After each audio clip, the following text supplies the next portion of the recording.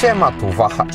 Czy po 10 latach od rynkowego debiutu czas na nową generację Suzuki Vitary? Producent uznał, że nie i przeprowadził kolejny lifting tego modelu. Sprawdźmy, co się w Vitarze zmieniło, co pozostało po staremu i czy taka ścieżka postępowania jest słuszna.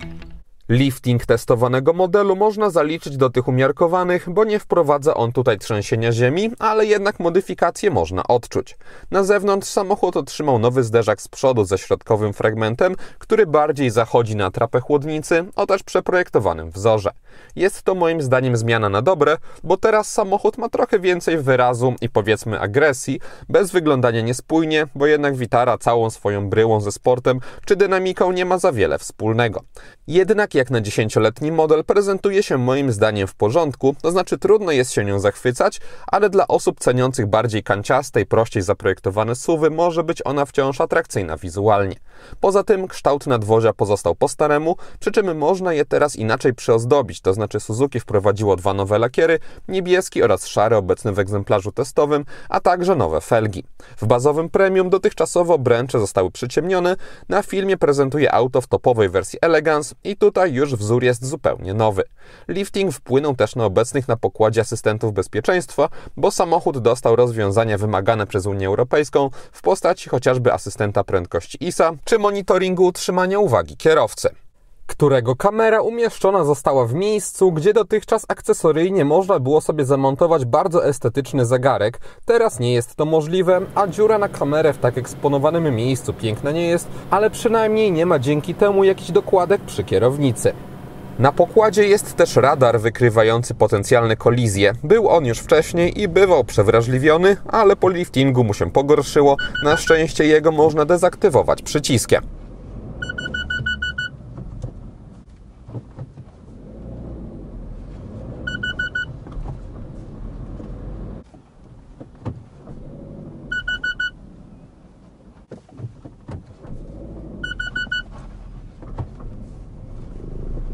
Projekt kabiny Vitary ogólnie nie uległ zmianie, wciąż jest on prosty, bez żadnych fajerwerków stylistycznych i ta prostota moim zdaniem sprawia, że chociaż widać po nim wiek i nie ma czym się tutaj zachwycać, to ten wiek nie rzuca się aż tak w oczy i jak dla mnie jest ok w aucie o bardziej oldschoolowym charakterze.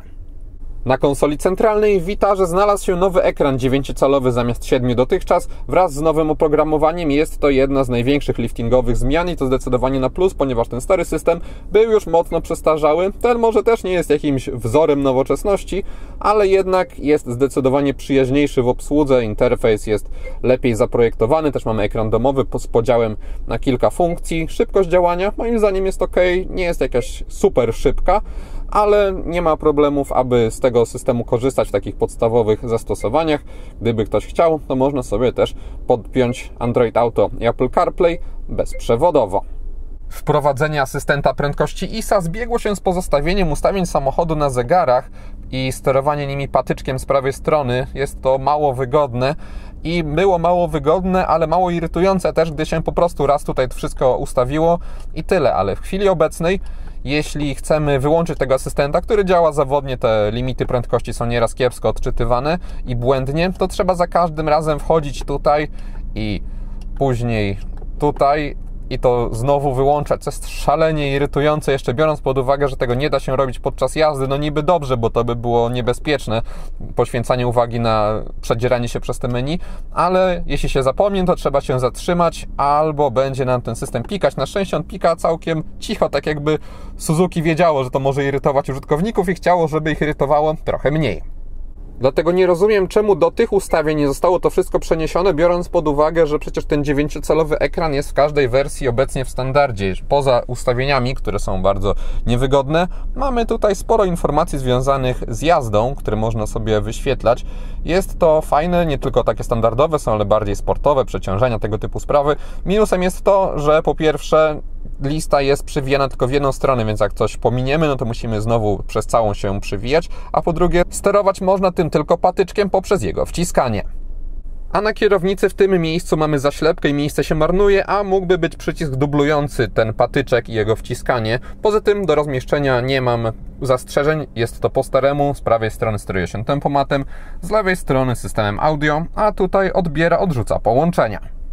Tak samo nic złego nie mogę powiedzieć o pozostawionym fizycznym panelu klimatyzacji. Wygląda może mało ekscytująco, ale jest bardzo wygodny i ogólnie ten samochód jest taki bardziej tradycyjny, jeśli chodzi o sposób obsługi i to uważam za jego zaletę. Tradycji jest jednak za dużo, jeśli chodzi o porty ładujące, ponieważ w kabinie wciąż mamy tylko jedno USB i to jeszcze w standardzie A. Po odświeżeniu tego modelu było aż dla mnie szokujące, że Suzuki nic z tym nie zrobiło. Sytuację ratować można wpinając sobie w 12V jakąś dodatkową ładowarkę.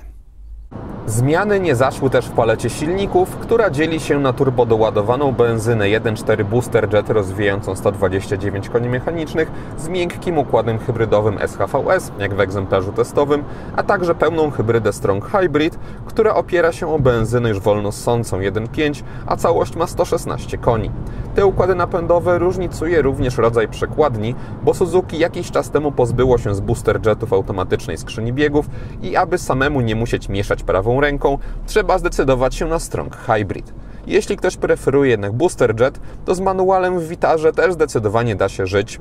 W mieście i jakichś korkach wiadomo, że jest on mniej wygodny, ale generalnie skrzynia pracuje naprawdę dobrze. To znaczy mamy dosyć krótkie skoki lewarka, dobrą precyzję i przyjemne, pewne wskakiwanie na miejsce docelowe bez haczenia. Od przekładni do auta o niesportowym przeznaczeniu nic więcej nie oczekuję, a też przyznam, że manual ma w Vitarze właśnie najwięcej tego sportu z całego układu jezdnego. Bo poza tym samochód oferuje bardzo neutralne doświadczenia, jeśli chodzi o prowadzenie i jest typową propozycją dla osób, które poszukują czegoś po prostu do przemieszczania się. Na taki odbiór wpływa za duża jak dla mnie siła wspomagania kierownicy, która przydaje się w mieście, ale jadąc z większymi prędkościami układ nie utwardza się zbytnio. Aby auto zachowywało się przewidywalnie, producent mocno wygładził reakcję kół, ale przez to Vitara prowadzi się przeciętnie i nie skłania do jakiejś ostrzejszej jazdy, a też nawet przy podróży normalnie większy opór pozytywnie wpływałby na wrażenia, bo tak jak mówiłem, problemów z bezpieczeństwem i myszkowaniem po pasie nie ma. Zawieszenie też nie zachęca do szaleństw, bo jest ono miękkie i trochę buja się, czy to na nierównościach, czy zakrętach. Jeśli jednak pokonuje się je w zwykłym tempie, to wszystko jest ok, a taka charakterystyka wypada pozytywnie za sprawą dobrego komfortu jazdy, nawet na gorszych drogach. Vitara też pozwala pojechać trochę w teren, bo producent oferuje wciąż napęd na 4 koła All Grip jako opcja w każdym z silników, co zdecydowanie nie jest obecnie rynkowym standardem w tym segmencie i za to wypada Suzuki pochwalić i dla części klientów będzie to duży atut. Silnik 1.4 Booster Jet to 4-cylindrowa konstrukcja i zapewnia ona moim zdaniem dobrą dynamikę i na oko mógłby mieć czasami dać więcej niż te 129 koni mechanicznych. Nie jest to żadna rakieta, katalogowy czas sprintu do setki to 10,2 sekundy, ale mnie jego przyspieszenie wystarczało, aby jeździć bezpiecznie i sprawnie. Wpływa na to elastyczność benzyny, bo nawet na 6. biegu i obrotach w okolicach 1500 auto co prawda bardziej osowiale, ale jednak rozsądnie przyspiesza, a w okolicach 2000 jest już naprawdę ok. Więc osiągi Booster Jeta są łatwo dostępne, bo na niższych biegach jest jeszcze lepiej z elastycznością. Mamy też tutaj naprawdę dobrą kulturę pracy, bo przyspieszanie od wspominanych niskich obrotów nie skutkuje wibracjami czy niezdrowym dźwiękiem, który zwracałby uwagę. Tak samo zresztą podczas ostrzejszego zwiększania prędkości dźwięk jest neutralny.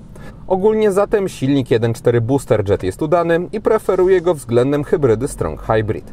Testowana benzyna zużywała mi w Warszawie 6 litrów, na zwykłych drogach poza miastem 5,5 litra i na ekspresówkach 6,5 litra. Dla porównania wyniki Strong Hybrid to odpowiednio 4 do 5 litrów w mieście, 4,5 litra poza nim i 6,5 litra na drogach ekspresowych. Jeśli ktoś nie potrzebuje koniecznie automatu, to nie ma co do hybrydy dopłacać. To znaczy Booster Jet też ma układ hybrydowy, ale miękki, więc pomaga on przy ruszaniu albo lekko podczas przyspieszania, nie pozwala za to na jazdę tylko w trybie elektrycznym, więc hybrydą bym go za bardzo nie nazwał, nie na takim poziomie jak Strong Hybrid, które tak jak wspominałem wymaga dopłaty konkretnie 11 000 złotych.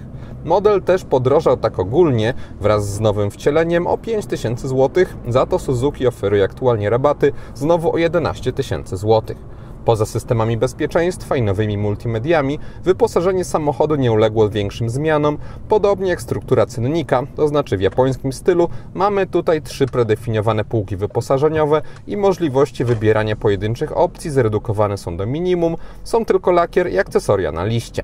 Bazowe premium wyposażony jest przyzwoicie i jest to wersja, którą bez problemów można kupić i mocno nie żałować później, bo jest chociażby klimatyzacja, dostęp bezkluczykowy, kamera cofania z czujnikami z tyłu, czy pokazywane multimedia, ale jednak na pokładzie długoterminowo dobrze mieć skórzaną kierownicę, czy samo ściemniające się lusterko wewnętrzne i kilka innych tego typu rzeczy, zatem 5000 zł dopłaty do Premium Plus ma moim zdaniem sens. Konkretniejszej, wynoszącej 10 000 zł, wymaga Elegance i tam dochodzą takie rzeczy jak pokazywane większe felgi, składane lusterka, ekoskóra i zamsz na fotelach, czy dekoracyjny element na desce rozdzielczej, czyli głównie dodatki, które mają po prostu uprzyjemnić użytkowanie auta, nie wymagające moim zdaniem dorzucenia pieniędzy, chyba że po prostu ktoś chce. Bez względu na wersję wyposażeniową można teraz z samochodem łączyć usługę Suzuki Connect, która pozwala na kontrolowanie Vitary poprzez aplikację na smartfona. Można przy jej pomocy sprawdzić, czy zamknęliśmy centralny zamek, ile jest paliwa, czy zlokalizować pojazd, więc jest to przydatny w różnych sytuacjach dodatek. Gdyby ktoś poszukiwał auta z silnikiem z testówki i w rozsądnej wersji Premium Plus, to Vitarę można mieć też za 1397 zł netto lub 1719 zł brutto miesięcznie w wynajmie długoterminowym w ofercie przygotowanej przez partnera Wahacz TV firmy Carlis Polska. Rata ta możliwa jest przy 3-letnim okresie wynajmu, zerowej wpłacie własnej i rocznym limicie kilometrów 20 000, a dodatkowo widzowie kanału po wpisaniu w uwagach do zamówienia kodu Wahacz Free mogą zgarnąć podstawienie wybranego auta pod wskazany adres za darmo. Link do oferty na Vitarę wraz z kodem do skopiowania jest w opisie filmu. W Vitarze wraz z liftingiem pojawiło się dekoracyjne oświetlenie przestrzeni na nogi. Nie jest ono jakieś bardzo intensywne, no ale kiedyś go nie było, a teraz jest. Kolorystyka podświetlenia instrumentów pokładowych pozostała po staremu, co oznacza, że mamy tutaj miks czerwieni oraz bieli i te kolory moim zdaniem zgrabnie się ze sobą komponują, a ta czerwień jest taka nieoczywista w dzisiejszych czasach, więc to też wypada ok. Podobnie jak fakt, że wszystkie instrumenty pokładowe doczekały się swojego źródła światła. Za dnia, za światło do jazdy dziennej robią pionowe paski na zderzakach. A gdy jest ciemno, one gasną i wtedy najbardziej wyróżniają się poziome paski już w głównych lampach. Oświetlenie zewnętrzne nie zmieniło się wraz z liftingiem. Mamy prosty wzór i wciąż żarówkowe kierunkowskazy. W kierunkowskazach w lusterkach LEDy są, ale tylko w wersji Elegance, bo w Premium kierunki są na błotnikach. Z tyłu wzór świateł pozycyjnych jest naprawdę ciekawy. Niestety w tej części nadwozia znowu zabrakło LEDów na kierunkowskazy i szkoda, bo jednak po kolejnym liftingu na takie drobne unowocześnienie konstrukcji można liczyć. Światła w odświeżonej Vitarze, tak jak wcześniej, umieszczone zostały w zwykłych odbłyśnikach i dostaje się w nich przeciętną precyzję poziomą, odcinającą obszar jasny od ciemnego. Mamy też tutaj przyzwoitą, ale nie jakąś wyróżniającą się moc świecenia. Są to zatem takie zwykłe światła. Na tylnej kanapie, gdy ustawiam przedni fotel pod siebie, to na nogi mam taki niewielki, ale bezpieczny margines wolnej przestrzeni. Nad głową sytuacja jest podobna. Gdy się nawet mocniej wyprostuję, to od podsufitki dzieli mnie jeszcze taki dystans. Tunel środkowy w testowanym modelu jest w umiarkowanym stopniu wystający. A na tylnej kanapie, wyglądającej ogólnie tak, nie ma co liczyć na rozkładany podłokietnik. Bagażnik samochodu ma 362 litry pojemności, o 73 więcej niż wariantu Strong Hybrid, co warto brać pod uwagę, zastanawiając się, który silnik tutaj wybrać. Kufer ma niski próg załadunkowy, dużych rozmiarów otwór, a także regularne kształty. Po bokach z obu stron mamy kieszenie, z lewej strony jest też haczyk na jakieś torby, a z prawej strony symetrycznie gniazdko 12V. Podłoga może być w dwóch położeniach, ja pokazywałem tą w niższym, ale można w łatwy sposób sobie zrobić wyżej i mieć taką dodatkową skrytkę, a pod tą właściwą, w egzemplarzu testowym, znajduje się zestaw naprawczy, ale jest miejsce na dojazdówkę. Maksymalne zdolności ładunkowe samochodu to według VDA 642 litry, a producenta 1119 litrów. Przy półce bagażnika w wyższym położeniu dostaje się jedynie bardzo niewielki uskok. Podsumowując, lifting Vitary ma moim zdaniem sens, biorąc pod uwagę, że ten model ma, jak sądzę, dosyć sprecyzowaną grupę docelową, to znaczy osób, które szukają samochodu w bardziej starym stylu, który ich niczym nie zaskoczy. Po odświeżeniu charakter testowanego Suzuki się nie zmienił i pomimo kiepskiego rozwiązania ze sterowaniem komputerem na zegarach, jest to naprawdę przyjemne auto, lepsze niż kiedyś dzięki wyglądowi i nowym multimediom.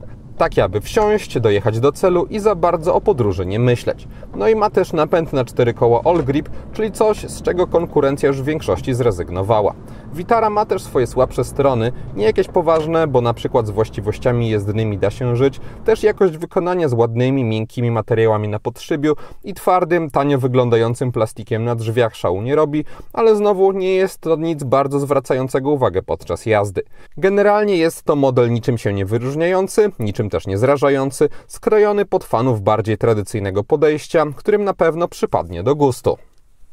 I to wszystko, co przygotowałem o odświeżonej Vitarze. Dziękuję za uwagę i mam nadzieję, że jej test się podobał. Jeśli tak było, zachęcam do dania temu filmowi łapki w górę. Będzie mi z tego powodu bardzo miło. Zainteresowanym przypominam o Carli z polskiej ofercie. A jeśli ktoś nie ma, to zapraszam również do subskrypcji kanału, ponieważ kolejne materiały na Wahacz TV pojawią się już wkrótce.